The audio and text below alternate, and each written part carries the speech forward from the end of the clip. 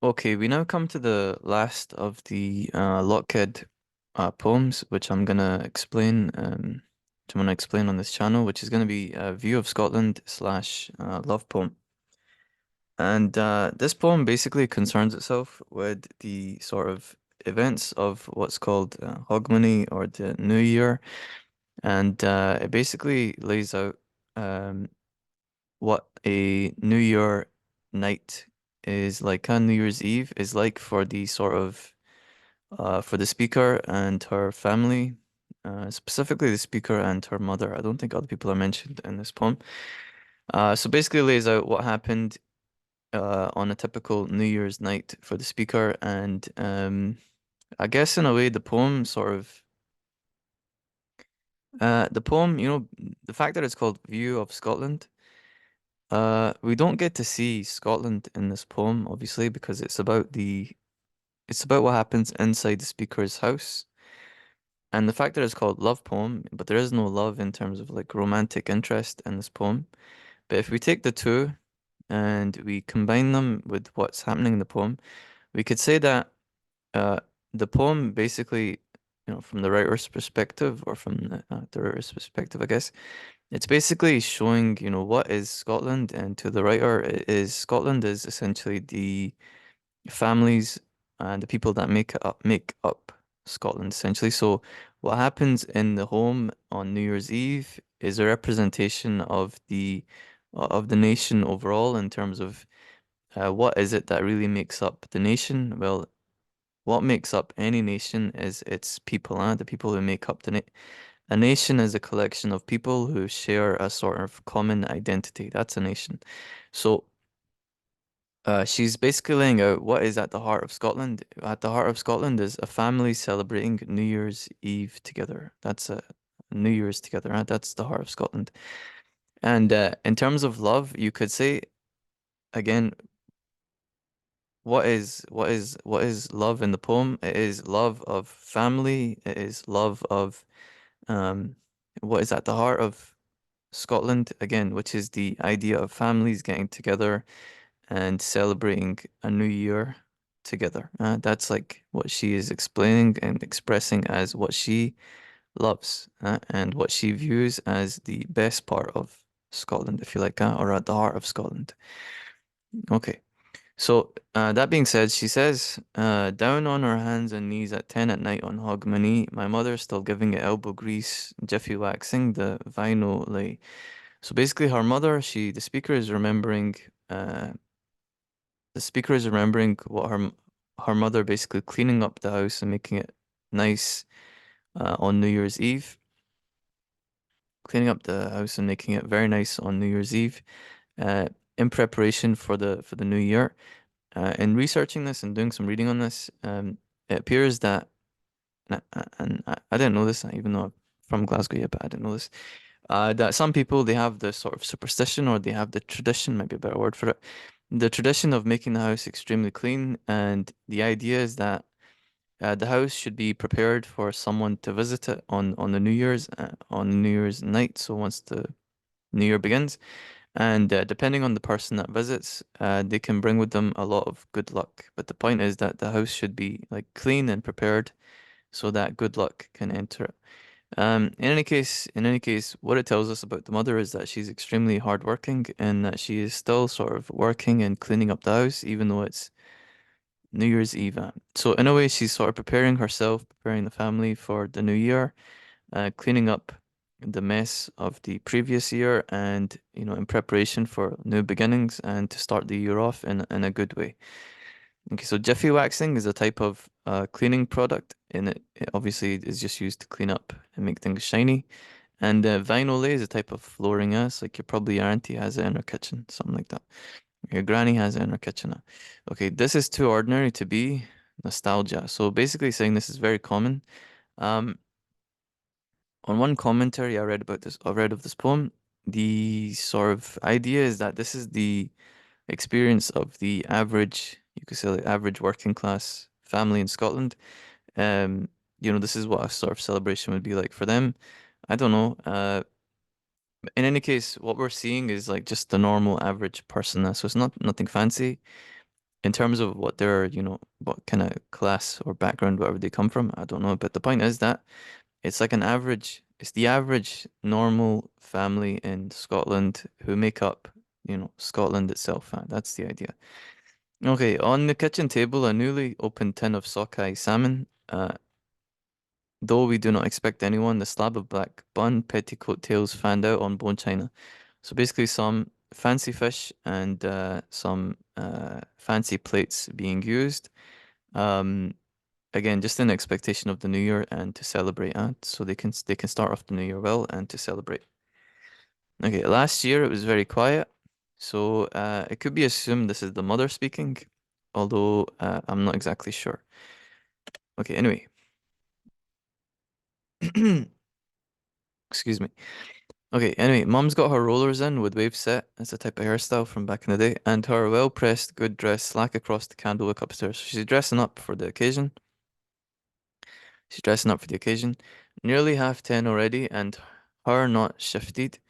Nearly half 10 already, and her not shifted. Maybe the mother is needs to get dressed up, but she's still basically spending her time cleaning, making the house look very nice, which should again just indicate and be related to the fact that the mother is extremely hardworking and she wants the house to be very nice for the new year. Okay, if we're even to hope to prosper, this midnight must find us how we would like to be. So this would be a reference, like I said, to the tradition of making everything as neat and nice as possible. So then, when the visitor comes into the house, he comes into the house while they all look nice and they all be connected to the idea of you should look and you should act and appear and be around those situations and actions and things which are connected to the life that you want or the energy that you're trying to manifest, for lack of a better word, or like trying to, ma draw towards you. Yeah, it's like that kind of thing. So basically, they want to dress up really nice. They want to make sure that the house looks perfect so that when the new year hits, it's almost like it would be a form of good luck that hopefully they'll be able to attract more of these things, more of the sort of more of the same in terms of how they're dressed and how they look. They're eating the nice food. They're dressed up nice. The house looks nice, and so they want to draw towards them like a magnet. Those type of things in the new year. So that's the idea. Okay, a new view of Scotland with a dangling calendar is propped up under last year's, ready to take its place. Again, on a commentary out of this, there's a superstition that you shouldn't, something to do with calendars, that you shouldn't take a calendar down or something without putting one in its place. It's bad luck, something like that. I don't know if that's true. What this does read to me though is that it's like they're extremely excited for the new year, the year to come, that they're so excited that they've already put a calendar ready to go behind the one that they have up already. So they're like looking forward to the new year. They're positive about it. They're excited for it. They're hoping for good things, and they're ready to meet the new year filled with sort of positive and like good energy. That's like the reading I take from it. Um, okay, darling, it's 30 years since anybody was able to trick me December 31st. So now the speaker is talking, darling. We could assume she's talking to someone that she's romantically involved with. Um, Yes, that would make sense. It would make more sense than her mother's. Although okay, so it could be the speaker talking or it could be her mother talking. Yeah, I don't know. One of them. Someone's talking, and what they're saying is it's 30 years since anybody was able to trick me. So once 30 years ago they were a little kid, December 31st, and looking into a mirror to see a lassie weigh as many heads as days in the year. So again, in reading this commentary on this, the idea was that people used to play this game, this trick, which they would say to kids, look in the mirror and you'll see as many heads in the mirror as there are days in the year. And the trick obviously is because there's only one day left in the year, they only see their head, and so the kid thinks, "Wow, it actually worked," because I only see one head. There's one day left in the year, like that. Yeah, it's like a little game. Okay, anyway, and two already since familiar strangers at a party, we did not know that we were the happiness we wished each other when the bells went, did we? So basically, the speaker basically talking. We could assume the speaker is talking to her husband here, and saying that they met at a party, and when they met each other, they didn't expect that they would get married and they'd still be married 30 years later. So they wished each other happiness, when the bells went, as in when the new year came in, and they didn't realize that they would be the happiness for each other. In other words, that they would get married, they'd fall in love, and all that. Yeah. Okay. These people are having a good time. Yeah. Okay. All over the city, off licenses. That's people that sell the shops that sell alcohol. Pull down their shutters. People make for where they want to be to bring the new year in. Um. So basically, pull down their shutters. So these places shut down. They close, and everyone now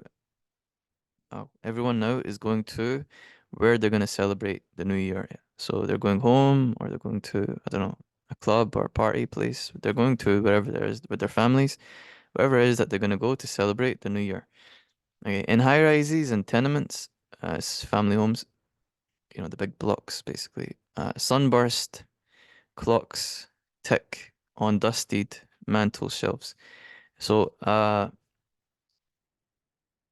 so basically, just giving you another window into like the classic family home in Scottish cities, like in Glasgow. A lot of people live in tenements, or high rises, and just basically setting the scene that people inside are, watching the clock, the this classic sunburst clock. They're looking at the clock, and the mantelpiece piece where it's sitting is all been cleaned up and everything. And they're looking at the clock, waiting for the new year to come in. Everyone puts on their best spread of plenty, for to even hope to prosper this midnight must find us how we would like to be. So everyone has put out a big meal. Everyone has put out like the best food that they have, drinks that they have, and again, the reference to a reference to sort of positivity and being positive, and wanting to attract more positivity in terms of looking like, acting like, setting the tone for future good luck or future good things by acting uh, or looking like them, behaving like them, etc. right now. Just like what I said a minute ago. Okay, so there's a bottle of sickly liqueur among the booze in the alcove. It's like fancy, fancy alcohol. Golden crusts on steak pies. It's like nice food, like quilts on a double bed. So it's like they're basically putting out all the very rich, not rich in terms of how much it costs, though it probably does cost a lot too, but rich in terms of density and like fanciness and like sweetness, etc. of food and drink, like the highest sort of quality that they can afford and they can put together, they're putting that as their meal. And this is where we live. So there's a double meaning in this, and this is where we live, meaning we live inside of this energy, this environment, this we live inside of this lifestyle. Let me know what you think about it. We live inside of this lifestyle, this moment with all of its different features and elements. This is where we live, okay? Because this is where we want to live.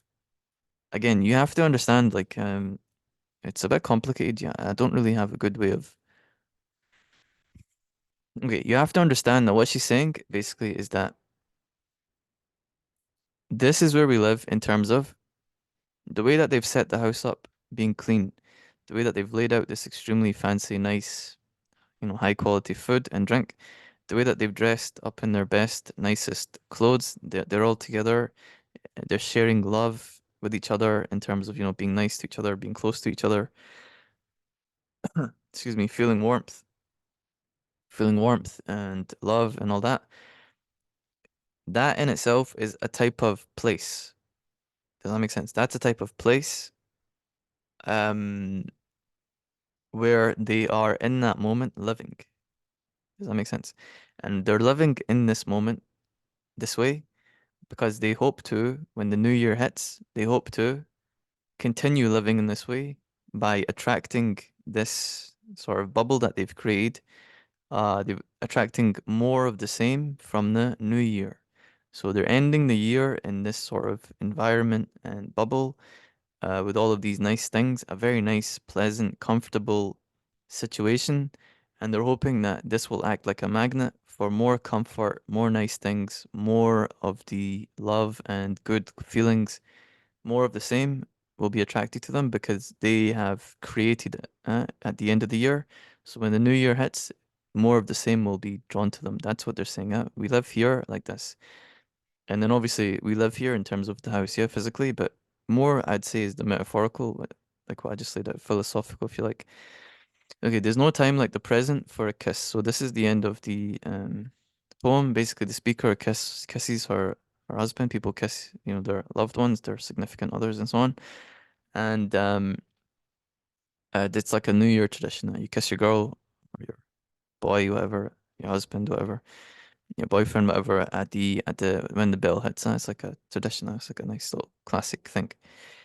Um, okay, so that's the poem really. It's just basically about uh, you know, the New Year celebrations. It's about people being hopeful for the future. It's about sort of family, and it lays out a sort of philosophy of what I guess today we would call sort of like I don't know what the word is, but the type of same philosophy of like manifesting things, of having good energy, seeking good, vibrations, positive thoughts and thinking. It would be like along those lines, yeah, along that kind of that you attract what you are, you attract how you act and behave and what you say, you attract more of the same. So if you're negative and you have a negative environment, your room's dirty or you wear clothes which are ripped and torn and you don't look after yourself, you don't you say negative things, that you attract more of the same, yeah, more negativity gets drawn to you. And the opposite, if you have a clean space, a clean environment, if you look after it, if you light candles, for example, if you make sure it's well lit, if you decorate it nicely, if you wear, clean, nice, not necessarily expensive, but like clean clothes, which, make you look good, make you feel good. You say good things, you say positive, you're around positive kind of people, more of the same will be attracted to you. It's like that kind of philosophy. Uh, I would say there is a truth, definitely there is a truth to that. And you can just the easiest way to think about this is, if the simplest example would be, say for example, just with the clothes thing, uh, very simply, if you wear clothes that are dirty, for example, and again, some people struggle yet because they ain't got no washing machine or something yet. If you're growing up in the struggle yet, but I'll just give you an example. If you wear clothes, or a better one, if you don't have a haircut yet in a long time, and your hair starts to get all messed up, your beard starts to get all messed up. First, you would start to like not exactly look like how you look, so you might start to not be as confident in terms of how you look, or you might dislike how you look, which would carry over into how you talk to people, and then other people, they might not like how you look in terms of they might start to think that you don't take care of yourself and so on. They might judge you for it, etc. Even though judging people based on their appearance is not good, but you understand what I'm saying, and then this can like spiral into other things. I'd say, if you're taking this on, the real key, in my opinion, the real key of what makes the difference between, having the positive life or the negative life is not necessarily just like, doing actions because you think acting them out will do things. I don't think it's that, because that's how you get to the, if you just, what's the word? Act as in, if you go through the motions of doing the things and not even doing them, but acting out the things, or making yourself look the way that you think a positive person would look. You just go through the motions. In other words, you wear these certain clean clothes, you wear certain nice things, you do change your space and all that because you think that this is how a positive person would act. You're going through those motions without doing the internal work of figuring out, or fixing your beliefs and your self-image, how you see yourself, what you think about yourself, your vision for the future, your goals, and stop your fears and addressing your fears and etc. Those kind of things. If you don't do the internal work, I think what happens is you can kind of go to the place where you feel like you're pretending, and you feel like other people think your life is great, but it's not really great yet. You feel like there's something missing yet. It's like emptiness in there. So anyway, what I'd say is make sure you just do the internal as well as you do the external. Yeah. So it's good to look clean and clean up your room and all that. That I can that part I'm not so good at, but it's good to be basically mostly, it's good to be positive, but just make sure you do the internal work as well. So then it's real. Yeah, it's got an internal solid foundation, which on top of that you can build up the other stuff and the external. Yeah. Anyway, that's a poem. It's a good poem, and okay.